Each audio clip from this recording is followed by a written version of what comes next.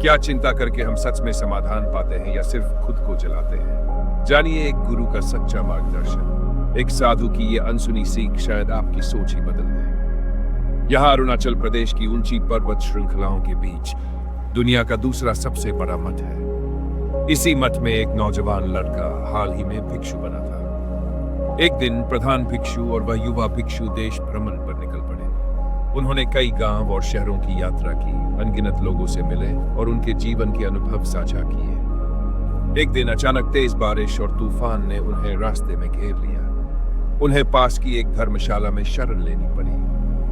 धर्मशाला में सभी लोग बारिश का मजा ले रहे थे, कुछ हंस रहे थे, कुछ गर्मा गर्म चाय की चुस्कियां ले रहे थे। लेकिन धर्मशाला का प्रबंधक, जो एक कोने में बैठा था, अपनी ही दुनिया में खोया हुआ था। उसके चेहरे पर गहरी चिंता की लकीरें थी, जैसे कोई भारी बोझ उसे अंदर ही अंदर खाए जा रहा हो। प्रधान भिक्षु की नजर उस प्रबंधक पर पड़ी।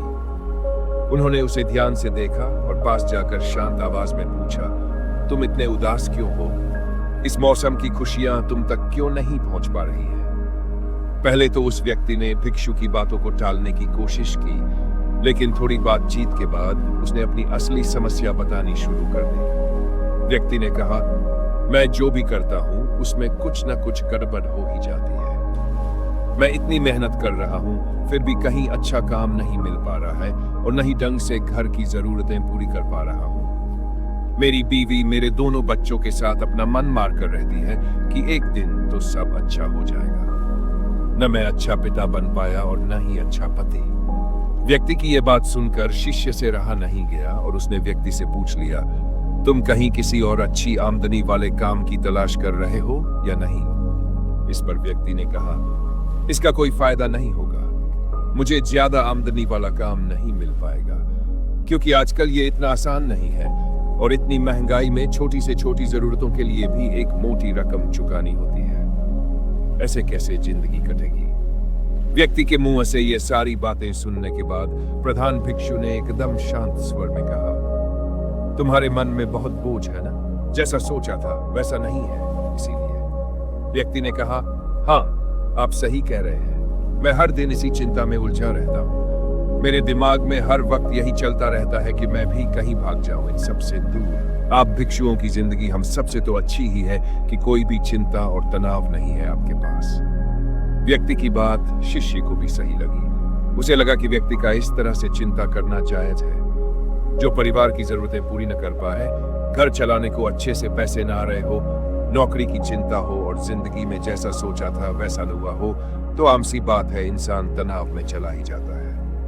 उसे कोई चिंता ना हो, ऐसा कैसे हो सकता है? लेकिन शिष्य पूरी तरह से गलत था, क्योंकि व्यक्ति की इस बात का जवाब गुरु ने कुछ इस तरह से दिया कि शिष्य भी हैरान रह गया। गुरु ने एक गंभीर आवाज में कहा, और तुम्हारी इतनी चिंता करने की इस आदत से शायद सब कुछ ठीक हो जाता होगा, है ना? सोचो, अगर यह भी न होता तो क्या करते तुम? व्यक्ति ने कहा, मैं समझा नहीं कि आप क्या कहना चाहते हैं। गुरु ने फिर उन्हीं गंभीर शब्दों में कहना शुरू किया, मतलब ये कि जो तुम्हारे पास है उसके लिए खुश न होकर जो पास नहीं है उसके पीछे परेशान हो। तुमने सिर्फ परेशानियों के बारे में सोचा, चिंता की और उसी चिंता को पालने लगे। तुमने इसके बारे में कभी सोचा है कि तुम्हारी इसी चिंता की वजह से तुम अभी जो तुम्हारे पास है उसका अपमान किए जा रहे हो, जबकि तुम्हारे घर का पेट तो उसी नौकरी से चल रहा है ना, जिसे तुम भला बुरा समझ रहे हो? इसीलिए तुम्हें शांत होना चाहिए, खुश होना चाहिए, न कि चिंता में डूबे रहना चाहिए। व्यक्ति ने कहा, हाँ, लेकिन अभी जिन समस्याओं से मैं जूझ रहा हूं उनकी मुझे चिंता होती ही है। मेरे अलावा बाकी सभी खुश हैं और आराम से जिंदगी जी रहे हैं। मन करता है कहीं भाग जाऊं जहां शांति मिल सके। गुरु ने कहा, हाँ, सही कहा। तुम्हारे अलावा बाकी वो हर इंसान खुश है जो भी अपनी समस्याओं को लेकर बैठने की जगह उनका समाधान खोजकर उस परेशानी को मिटाने में लगा है। तुम्हें ऐसा नहीं लगता कि यहाँ पर तुम हर एक कीमती मिनट को घुट घुट के जीते हुए, न जाने कितनी चिंताओं को अपने सीने पर दबाए हुए अपनी जिंदगी को यूं ही गंवाते जा रहे हो? इतनी चिंताएं करके क्या तुमने जिंदगी को ठीक तरह से जिया है? व्यक्ति ने कहा, लेकिन आप ही बताइए गुरुजी, कोई इंसान ऐसा कैसे हो सकता है कि उसकी जिंदगी में कोई चिंता, कोई तनाव, कोई मायूसी नहीं होगी? मैं मानता हूं कि आप इस सांसारिक जीवन से दूर हैं, लेकिन जो इस संसार में ही फंसे हुए हैं और जो अपनी जिम्मेदारियों को अंत तक निभाना चाहते हैं, उन सब की जिंदगी में इतनी चिंताएं हैं कि हर कोई लगभग मेरे जैसा ही है। आप मुझे बताइए, क्या मैंने इतनी चिंता लेकर कुछ गलत किया? क्या मेरी चिंताएं बेकार है? क्या मेरा यह सोचना गलत है कि मैं अपने परिवार को खुश नहीं रख पा रहा?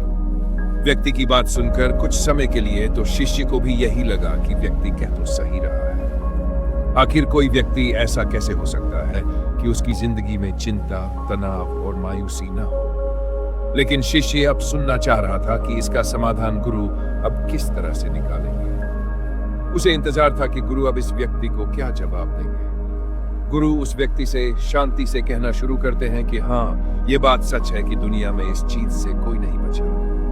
मैं मानता हूं कि सांसारिक जीवन के अंदर तनाव होता है, चिंताएं होती है, लेकिन ऐसा तो नहीं है कि सन्यासी बन जाने से या साधु बन जाने से जीवन की सारी समस्याएं खत्म हो जाती है। हमें भी कई तरह की चिंता होती है, लेकिन हम तुम्हारी तरह इन चिंताओं को पालकर नहीं रखते।